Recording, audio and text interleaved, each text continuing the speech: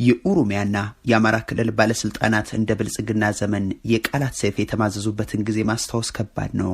ኦቦ ሽመልስ አብዲሳ ባህር ዳር ሄደን ብልጽግናን የኛ አድርገን ተመለስን፣ የቻልነውን አሳምነን ያልቻልነውን አደናግረን መጣን፣ ቁማሩን በላን አሉ። አቶ ንጉሱ ጥላሁን ይህኔ በቪኦኤ ተከሰቱ። መታረም አለበት የሚል ይዘት ያለው ምላሽ ሰጡ። አቶ ተመስገን ጥሩነህም አገርን ቁማራ ሲዘን አንጫወትም እንጂ የሚል መልስ ሰጡ። በሌላ ጊዜም አቶ ሽመልስ አብዲሳ ነፍጠኞችን ሰባበርናቸው ባሉ ማግስት የትችት ናዳ ሲያስተናግዱ አቶ ታዬ ደንዳ ጋሻ ሆኗቸው ፕሬዝዳንት ልክ ናቸው የሚል ጋሻ ቃላትን ወረወሩ። በወቅቱ በአማራ ክልል በስልጣን ላይ የነበሩት አቶ አሰማኝ አስረስ ግን ሀገርን ሀገር አድርጎ የጠበቀው እኮ ነፍጠኛ ነው የሚል ሰይፍ መዘዙ። እንዲህ እንዲያያለ የቀጠለው የሁለቱ ወገኖች ሽኩቻ ሰሞኑን በወልቃይት ምክንያት እንደገና ተከፈተ። የኦሮሚያ ብሮድካስቲንግ ኔትወርክ ጋዜጠኞችን ወደ ራያ የላኩት እነ ኦቦ አዲሱ አረጋ ራያኮ የኦሮሞ ነው የሚል አርሶ አደርን በቴሌቪዥን አቀረቡልን። የአማራ ክልል ባለስልጣናትም ራያን የሚሆን ወልቃይትን የተነጠቅነው ትህነግ በተባለ ቡድን በኃይል ነውና ይዘን እንከራከራለን እንጂ ሰጠን አንጠይቅም የሚል ሐሳብ አስደምጡ። አቶ አዲሱ አረጋም ብቃሉ የብሔር ፌደራሊዝምን የምትቃወሙ እናንተ አያዳውያን ናችሁ አሉ። አቶ ታዬ ደንዳም ቆማጣን በል የሚል አስደንጋጭ ቃል አሰፈሩ። ኢትዮጵያ ወታደርና ዜጎቿን በጦር አውድማ ያጣች ባለችበት በዚህ አስጨናቂ ጊዜ ሌላ አስጨናቂ ነገርን የሚሰነዝሩ የብልጽግና ሰዎች አጀንዳ ሆኗል። እኛም ከዚህ ዙሪያ መለስ ያለውን ጥብቅ መረጃ ለእናንተ ይዘን ቀረብን። ህገ መንግስት መሻሻል አለበት የሚል አቋም መጀመሪያ ከድደኑ ሲወጣ አዴፓ የመጀመሪያ አቋም የያዘው አዴፓ ነው። መሻሻል አለበት። የኢትዮጵያ ህገ መንግስት የክልል ህገ መንግስት አይደለም። እያንዳንዱ ክልል የራሱ ህገ መንግስት አለ። የኢትዮጵያ ህገ መንግስት ሆኖ የሚቀርበው የሁሉም ኢትዮጵያውያን ፍላጎት ወይም የአብዛኛዎቹ ኢትዮጵያን ፍላጎት ለመመለስ እንጂ የእናንተን ክልል የእናንተን ብሔር ፍላጎት ለመመለስ እንዳልሆነ በደንብ ማስተዋል ይኖርባቸዋል። የኢትዮጵያ ህገ መንግስት የእኩልነት መብትን ያጎናጸፈው ህገ መንግስት የአማራን ህዝብ እንደጎዳ አድርገው የሚመለከቱ ወገኖች አሉ። ይሄ ትክክል አይደለም ብለን እናምናለን። ትክክል አይደለም ብለን ነው በጽናት ነው የምናምነው። እኛ ራያና የወልቃይት ህዝቦች የአማራ ማንነት ያላቸው ህዝቦች ናቸው። በዚያ ሰሞን በኢትዮጵያ ሰማይ ስር እየተካሄደ የነበረው ግርግር የአንድ ፓርቲ ጉዳይ መስሎ ነበር። ከአዲስ አበባ 4 ኪሎ እስከ ባህር ዳር የተዘረጋው መዋቅር የጠቅላይ ሚኒስትሩን ሐሳብ መደገፍ ላይ ጥርጥር አልነበረም። በግልማ አባገዳ አዳራሽ ሲመክር የሰነበተው የክልል 4 ኃይል ግን ሲያንገራግር መክረሙ አልቀረም። በተለይ የባህር ዳሩን የፖለቲካ ኃይል አላመነውም። ህገ መንግስቱ ተቀንጥሎ ይጣል የሚለው የባህር ዳሩ ኃይል ህገ መንግስት ወይንም ሞት ከሚለው የአዳማው ኃይል ጋር ሊጣጣም የሚችል ርዕዮትና መሰረት እንደሌለው አስቀድሞ ታውቋል።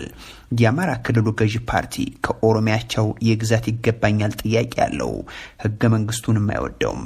በአጠቃላይ በርካታ የፖለቲካ ልዩነቶች በመሃላቸው አሉ። በመካከላቸው ያሉት የጋራ ጉዳዮች ጠቅላይ ሚኒስትሩ ብቻ ይመስላሉ። የባህር ዳር ሰዎች የ4 ኪሎ አለቃቸውን ፖለቲካዊ እምነት ጥለውባቸዋል። የአዳማዎቹ ደግሞ የኛ ሰው ናቸው በሚል አምነዋቸዋል።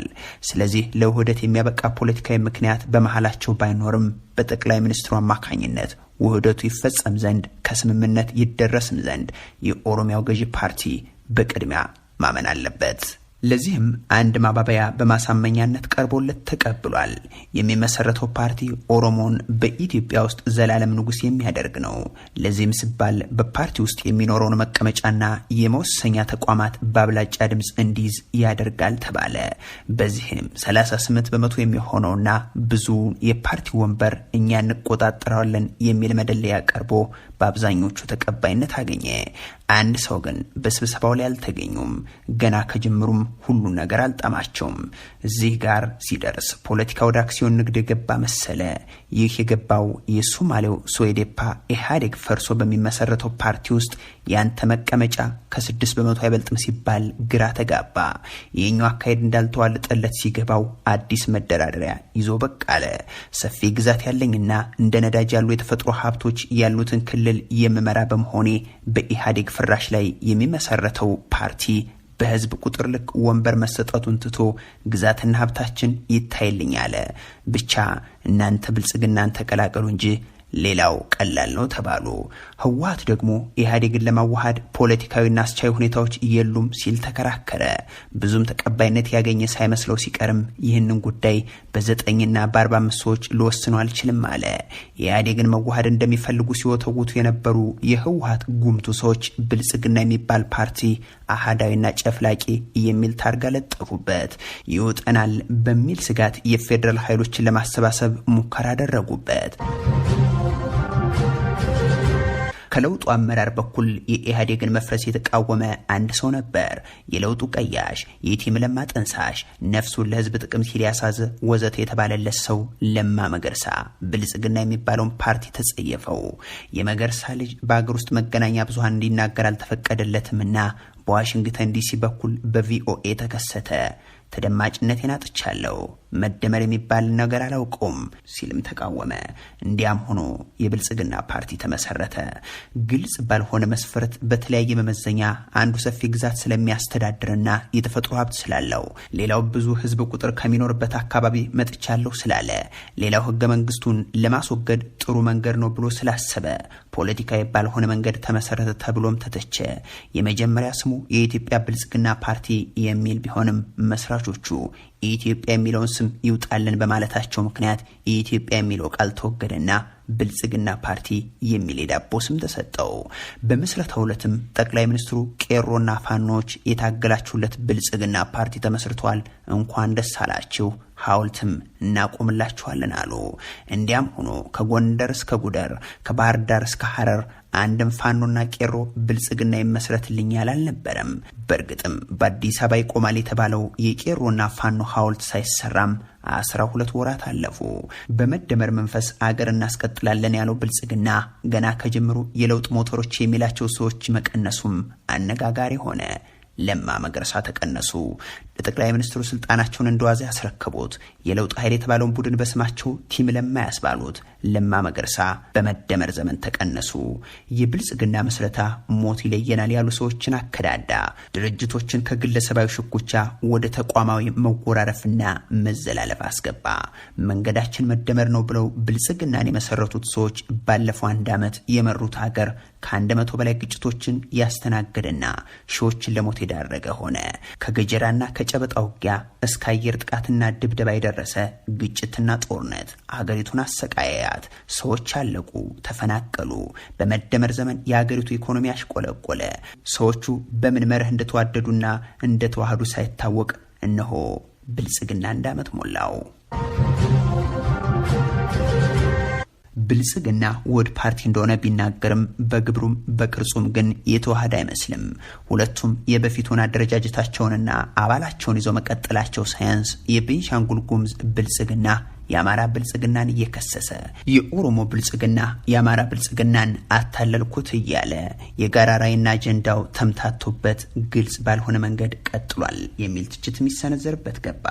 በዚህ መሀል ነው እንግዲህ በትግራይ በሚካሄደው ጦርነት ውስጥ አንድ መስለው የነበሩት የአማራና የኦሮሚያ ብልጽግና አመራሮች ወደ ግልጽ ሽኩቻ መግባታቸውን በአደባባይ ያሳወቁት። መነሻውም የወልቃይትና ራያ ጉዳይ ሆኗል።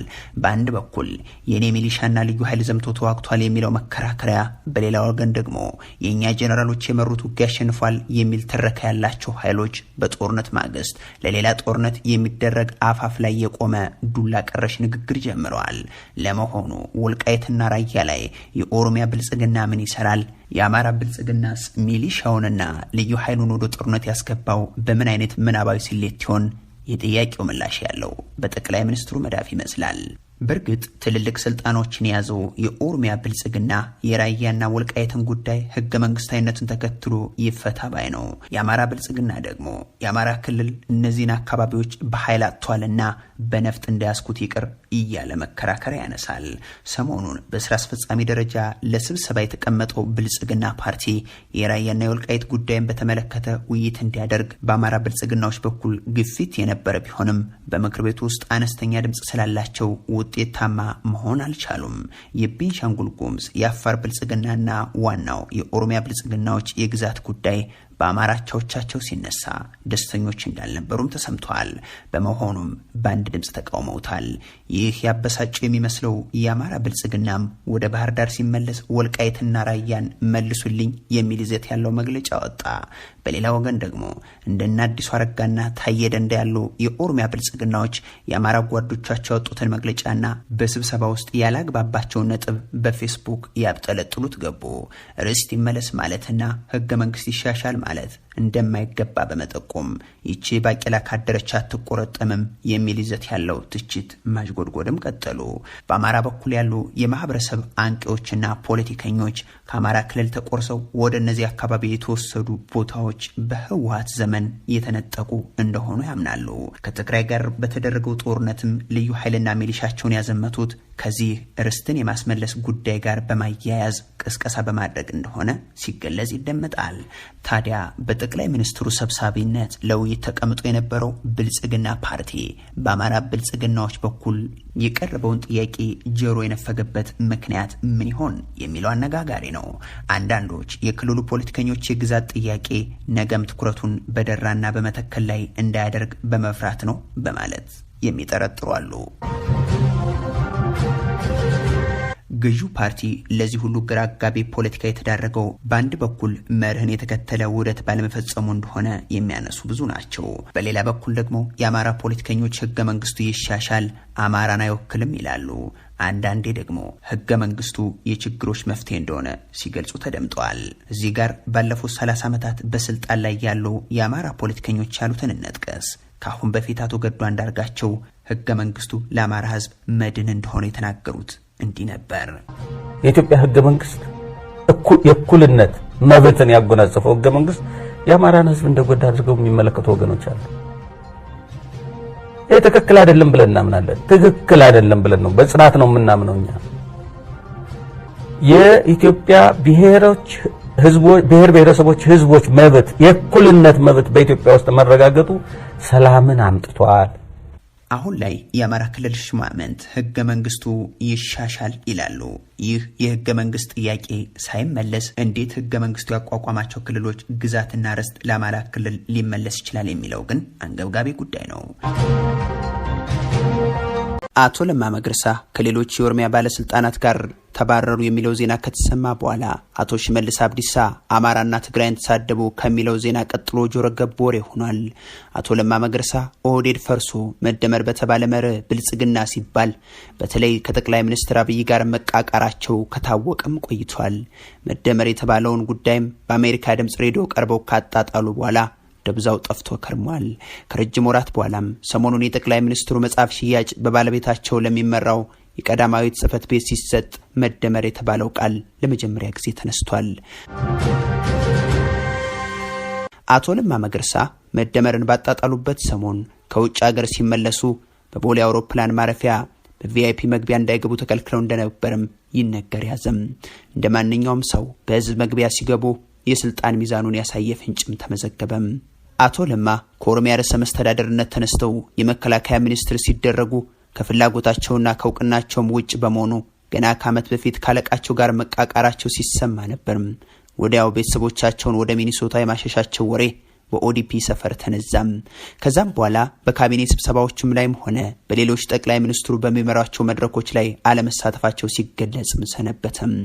ከዚህ ይልቅ በጦር ኃይሎች ግቢ ከነጀዋር ጋር ሲመክሩ መዋል ስራቸው ሆነ የሚል ጭምጭምታ በዛም። ይህም የሁለቱን ሰዎች የግንኙነት ክር መበጠሱን በግልጽ ጠቆመም። ከወራት በፊት አንድ የኦሮሚያ ባለሀብት ቀብር ላይ አቶ ለማ የተናገሩትን ንግግር በብልጽግና መሪዎች በሚተዳደረው የኦቢኤን ቴሌቪዥን እንዳይተላለፍ ታገደም። የአቶ ለማ ንግግር መታገድ ያበሳጨው አቶ ጀዋርም በኦኤምኤን ቴሌቪዥን ወጥቶ አወገዘም። አጋጣሚው የጀዋርና የለማን ወዳጅነት ከአብይ ጋር ደግሞ ያላቸውን ልዩነት በአደባባይ ላይ አዋለም። የአቶ ለማና የጠቅላይ ሚኒስትር አብይ መቃቃር ከተሰማ በኋላ በኦዲፒ አዳራሽ ውስጥና ውጭ መደናገጥ ሲፈጠር ጠቅላይ ሚኒስትሩ የኦሮሚያ አክቲቪስቶችና ተጽዕኖ ፈጣሪዎችን ሰበሰቡም።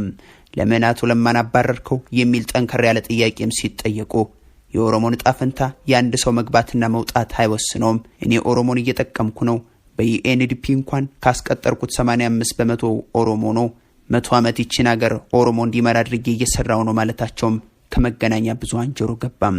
ከዚህም በኋላ አቶ ለማ በጠቅላይ ሚኒስትሩ ልብ ውስጥ ቦታ የሌላቸው ተራ ሰው መሆናቸው ተረጋገጠም። ከረጅም ጊዜ በኋላ ጠቅላይ ሚኒስትሩ በነባሩ የሰራዊት ማሰልጠኛ ሰነድ ምትክ የተዘጋጀ ሌላ ሰነድ ለማሰልጠን የመከላከያ መኮንኖችን በሰበሰቡበት መድረክ አቶ ለማ ከበስተጀርባ ተቀምጠው ታዩም። ከዛ አስቀድሞ በነበሩት ሰሞናት የሶስተኛ ዲግሪያቸውን እየተማሩ ወዳለበት ሀገር የጥናት ጽሑፍ ለማቅረብ ለመሄድ ሲነሱ ከሀገር እንዳይወጡ ተደረጉ የሚል መረጃም ተወራ። አንድ ቀን የመከላከያ ሰዎችን በጊዮን ሆቴል ስብሰባ ጠርተው አቶ ለማ ህገ መንግስት መከበር እንዳለበት ደጋግመው ተናገሩ። ከዚህ መድረክ በኋላ አብይ ከለማ ጋር ይበልጥ መቃረናቸውን አሳወቁም። ከወራት በኋላ የድምጻዊ ሀጫሉ ሞት እንደተሰማ ልክ እንዳቶ አባዱላ ሁሉ አቶ ለማን በሚዲያ ወጥተው የኦሮሞ ወጣትን የሚያረጋጋ ንግግር እንዲያደርጉ በጠቅላይ ሚኒስትሩ መልእክተኞች መጠየቃቸው ለቅርብ ወዳጆቻቸው ሽክ ማለታቸውም በ4 ኪሎ አካባቢ ሲወራ ሰነበተም። መልሳቸው ግን አሉታዊ ነበር። ይህ ጠቅላይ ሚኒስትሩን የበለጠ አስከፋቸው። ወዲያው አቶ ለማ ፈጣን ውሳኔ ወሰኑ። ከሀገር ለመውጣት ያላቸውን እድል መሞከራቸው፣ ትኬትን መቁረጣቸው ወሬ ይናፈስ ጀመር። ከሆነም መንገድ አልቀናቸውም። ሀገር እንዳይወጡ ተደረጉ ተባለ። በብዙ ሽምግልናና ድርድርም አቶ ለማ ለሕክምና ከሀገር ወጡ ይላል ኢትዮ ፎረም ያገኘችው ምንጭ። ለውጥ መጣ በተባለ ሰሞን የያኔው የኦሮሚያ ክልል ፕሬዝዳንት አቶ ለማ መገርሳ ባለሀብቶችን ሰብስበው እኔና አብይን የሚለየን ሞት ነው፣ ይህንን ለውጥ ያመጣነው ነፍሳችንን አስይዘን ነው አሉ። አመት ባልሞላ ጊዜ ግን ሁለቱ ሰዎች በቁማቸው ተለያዩ። አቶ ለማ ባለፉት 10 ወራት በመከፋትና በመደበቅ ውስጥ ከረሙ። የሁለቱ ፖለቲከኞች ነፍስ አባት የሆኑት አቶ አባዱላ ገመዳ አቶ ለማ ልቤ ውስጥ የገባ ሰው ነው በሚል ጠቅላይ ሚኒስትሩን ደግሞ ቁርጠኛ በሚል አሞካሽቷቸው ሁለቱ ሰዎች በርቅ ችግራቸውን እንዲፈቱ ቢነግሩም ጊዜ ሐቁን ተናግሯል። አቶ ለማ ተባረሩ የሚለው ዜና የብልጽግና መገናኛ ብዙሃን እስካሪያም የሚያሰራጩት ሆኗል። አቶ ለማም ካሉበት ሀገር ሆነው ከየትኛውም ብልጽግና ነው ወጣ የሚሉኝ ቀድሞ ነገር እኔ መቼ ብልጽግና ባልሆንኩ በማለት መሳለቃቸውን ለመረጃው ቅርብ የሆኑ የኦሮሞ መገናኛ ብዙሃን ዘግበዋል። ይህ የብልጽግና ውሳኔ በቀጣይ በአቶ ለማ መገርሳ ሚኒስትርነት ላይም ሊደገም እንደሚችል ይገመታል። ከፍተኛ ወጪ የሚጠይቀው ሕክምናቸው፣ የትምህርት ወጫቸውና የመኖሪያ ቤታቸው ጉዳይም አብሮ ሊያከትምለት ይችላል።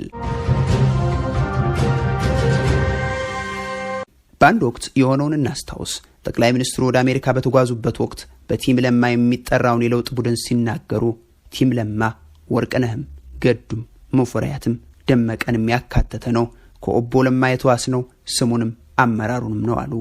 በሚሊኒየም አዳራሹ የኖቤል ሽልማቱ ድግስ ላይም በብዙ መከራ በብዙ ድህነትና በብዙ ችግር የደህንነት ጓደኛዬና ወንድሜ የዚህ ክብር ባለቤትና መሪ ስለሆነ የዛሬ ሽልማቴን ኢትዮጵያን እንድሸልመው ፍቀዱልኝ በማለት ኦቦ ለማን አንቆለጳጳሷቸው።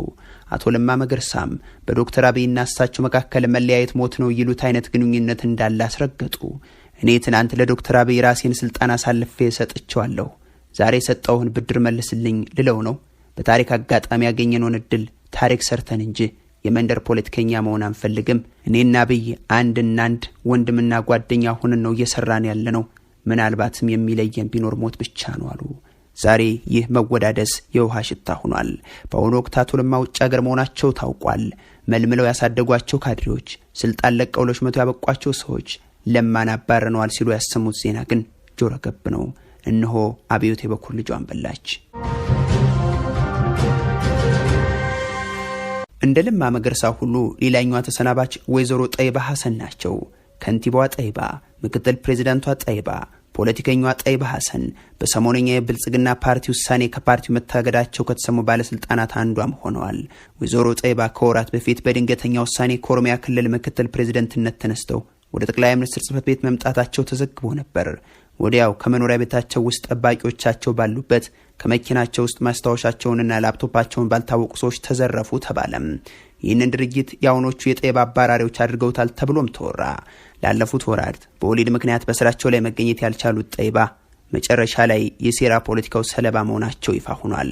ወይዘሮ ከአቶ ለማ ጋር ያላቸው ፖለቲካዊ አጋርነት በ4 ኪሎ ሰዎች እንዲጨከንባቸው አድርጓል የሚለው መላምት ግን ግዝፍ ነስቷል።